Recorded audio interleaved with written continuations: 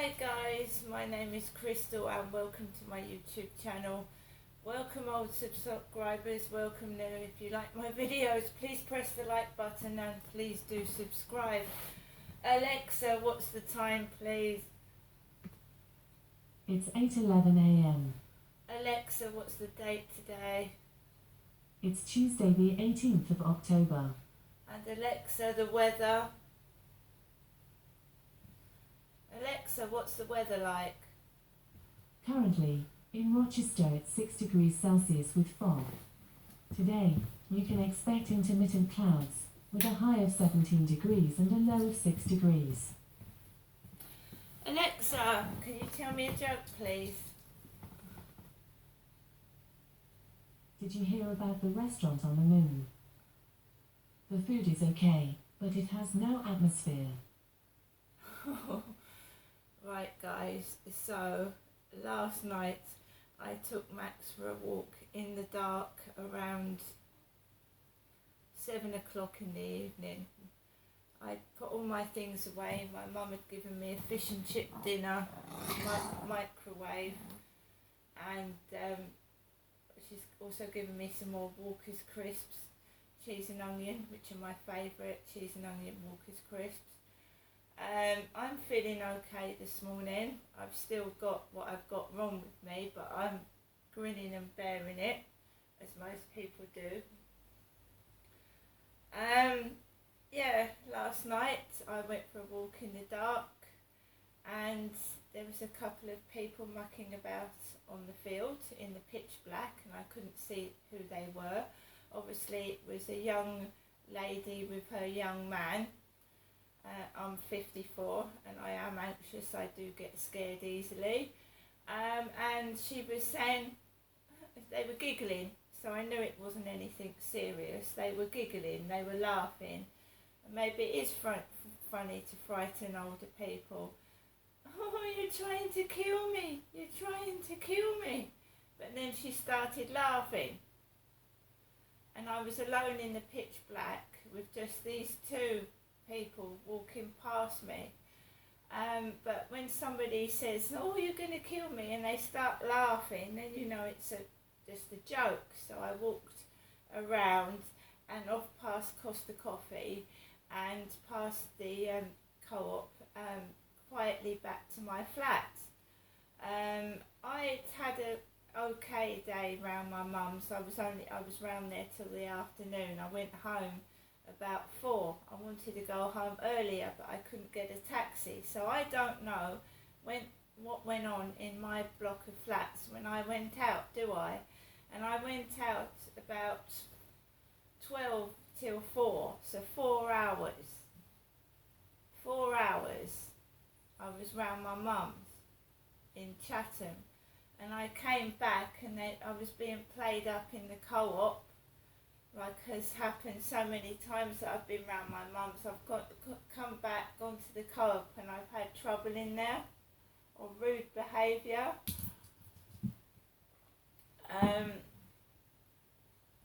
One of the times I came back to my flat and 2 kids were playing football across the path and wouldn't let, you know, one of them was in the road, one of them was on the path, and I had to walk through 2 boys kicking footballs across the path.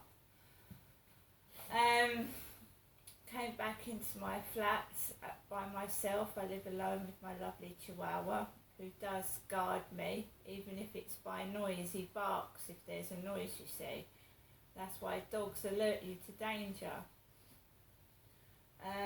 He may be tiny, but he makes a racket, I can assure you, if anyone comes near me.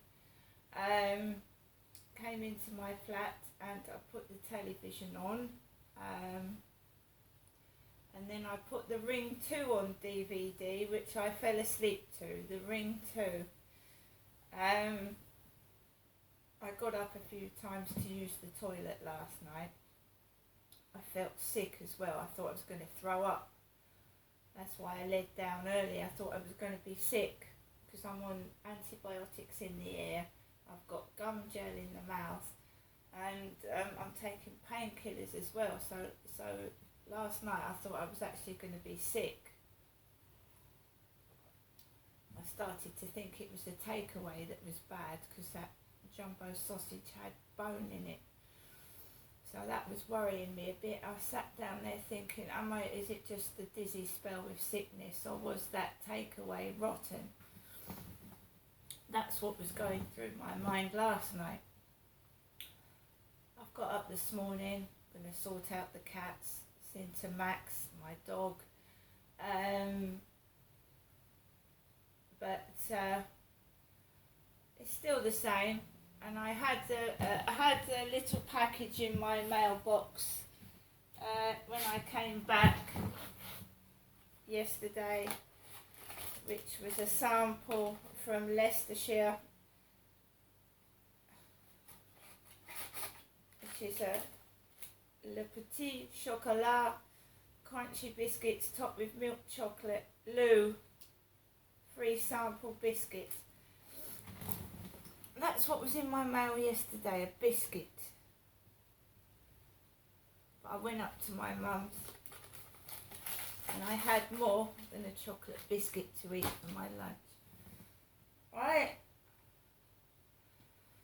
Still going on what I went through at Lansdowne Court. Remember I saw my ex in Sainsbury's a few weeks ago, the one that put 3 bottles of wine in blue plastic bags and made out I was so ugly and hideous he had to get drunk to go with me. So he was still hovering about. Bear in mind he's gone grey, and it's not me that's the granddad, because someone was talking about granddad in Sainsbury's. Granddad. I'm a grandmother, a granny, but I'm certainly not a granddad. So it's still going on. My mum's still afraid of something and won't tell me about it. My mother, Jennifer, is. That guy was a nasty piece of work that I went out with. He was on drugs, he was an alcoholic, and he was aggressive. And I don't want him in my life or controlling me with members of his family, because he had a big family and he's got friends in Australia as well. So, you know. One thing I want to tell you though, X, I'm not ugly, I'm not fat, I've grown up, I'm strong, and I have a shower every day. So put that in your pipe and smoke it. Alexa, can you put LBC Radio on, please? LBC London from Global Player. UK for T's and C's, and to book and buy online. Lasercakes UK. Calling all hoteliers. Is your hotel currently empty? Are you struggling to get new bookings? Introducing FineFare, the rent guarantee company. FineFare will guarantee to block book all of your rooms for a fixed term, with no commission, management fees or voids. Join hundreds of hoteliers already working with FineFare to guarantee their bookings. For more information, call FineFare on 0208 554 0500 or visit us at finefare.com. Subject to acceptance, terms apply. I'm Julius Caesar, an emperor, not a tradesperson. But if I was, I'd be on Checkatrade. 8 out of 10 homeowners surveyed would... Stop. Just let the adverts, which can be very annoying, can't they? Irritating. Especially when you've got toothache and they're advertising dentists. Or you've just lost somebody and they're advertising purecremation.com or something like that, and you've just lost somebody you love. They're annoying, they're irritating, and they're there because they make money from channels. So that's all they're there for. They're out to make money. They don't care about people being buried or cremated. They just want money. That's what adverts are there for. They're not there because they care about people. They're there because they make money. Cheap cremations, cheap funerals, while other people get, people with money get a fantastic funeral and a fantastic send-off, and they're encouraging people to send people off with no ceremony, nothing at all. But they're making money from it. The co-op made money from my father's funeral, even though his legs were bent inside a coffin and they didn't give him a coffin big enough for his body. So I don't like adverts. Alexa, can you put LBC radio on, please? LBC London from Global Player. And I think that's what the country is looking for, is sort of post-partisan tone. Is a recession on the way? There's clearly going to be an economic crunch, and I think that, there's the fog of inflation, because prices are going up. It's hard to tell what is a recession and what isn't, but by any standards, we're going to see the sharpest drop in real living standards for most households that we've seen in recent times. And with that, it's not just, I think people have ingested the cost of living crisis. They understand that, and it's not good. What hasn't been fully appreciated is the cost of doing business crisis. So, if you take a Marks and Spencer or any retailer in the country or any pub or manufacturer, the energy costs are going up quite rapidly. The labour costs are going up 5 to 7% because we're trying to pay people more to help them through. And the cost of doing business is rising, so margins are going to be squeezed. And as a consequence, investment is likely to slow. And I think that does add up to some sort of recession. I think we should say recessions do happen. Every now and then it happens. As business people, your job is to navigate the waves, and this is one of them. If we handle it right, actually, I believe that in 6 months' time, we could be looking at a much better outlook. What do you mean by a much better outlook, Mr. Norman? Well, let me put it this way. Fundamentally, this recession was caused by macro factors, not by the UK. It's caused by oil prices, gas prices, global inflation. But Nick, if I said to you, is the oil price now higher or lower than the time of the Russian invasion of Ukraine? I'm going to go, well, I want to say higher, but I imagine the answer's lower. What is it, Mr. Norman? The answer is lower, and it is the wheat price higher. Playing the role of Bruce Forsyth there, but do go on, Mr. Norman. That's right, the wheat price is lower. Global freight rates are actually lower than they were in January. The gas price actually is well off its peak. It's still higher than it was. So we do have a problem because inflation is eating its way through. But by June next year, we could be looking at inflation coming down to quite low single digits. And we could be, our problem then is actually probably going to be interest rates. So the biggest threat to the economy at the moment is the impact on mortgages and households of rising interest rates, and the impact on financing business, of course. And that's where the Bank of England becomes pretty critical, because they're pushing up interest rates, which is going to take money out of the economy at a time when the government's trying to put it back in. It's a very difficult dilemma, because the other problem we have is the exchange rate.